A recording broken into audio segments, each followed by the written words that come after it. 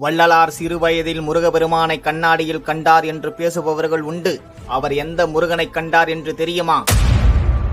வள்ளலார் கண்ணாடியில் கண்டது என்ன? வள்ளலார் கண்ணாடி முன் அமர்ந்து தன் உடம்பில் உள்ள உறுப்புகள் எவ்வாறு இயங்குகின்றன, அவற்றை இயக்குவது யார், அதற்கு அருளாற்றல் எங்கிருந்து வருகிறது என்பதை தன் உடம்பை ஸ்கேன் செய்து பார்க்கிறார்.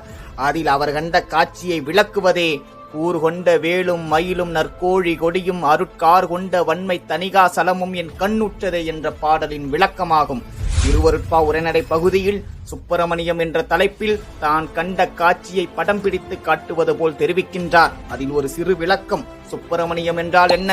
சுப்பிரமணியம் என்பது நமது புருவ மத்தியில் 6 பட்டையாய் உருச்சியில் உள்ள ஒரு மணி பிரகாசம் பொருந்தி இருக்கின்றது.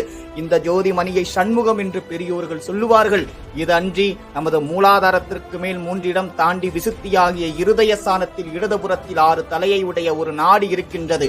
இதை சுப்பிரமணியம் என்று சொல்லுவார்கள். இந்த தேகத்தில் உள்ள 6 அறிவும் ஒருங்கே சேர்ந்த சுத்த விவேகம் என்பதையும் சண்முகம் என்பார்கள். ஆதாரங்களில் உள்ள 6 பிரகாசத்தையும் சண்முகம் என்பார்கள். இந்த மனித உடலில் உள்ள 6 ஆதாரங்களை தான் அண்டத்தில் 6 படை வீடாக கட்டி காட்டினார்கள். நமது பிண்டத்தில் உள்ள நாடி நரம்புகளை தான் முருகன் என்று பெயர் வைத்து அழைத்தார்கள்.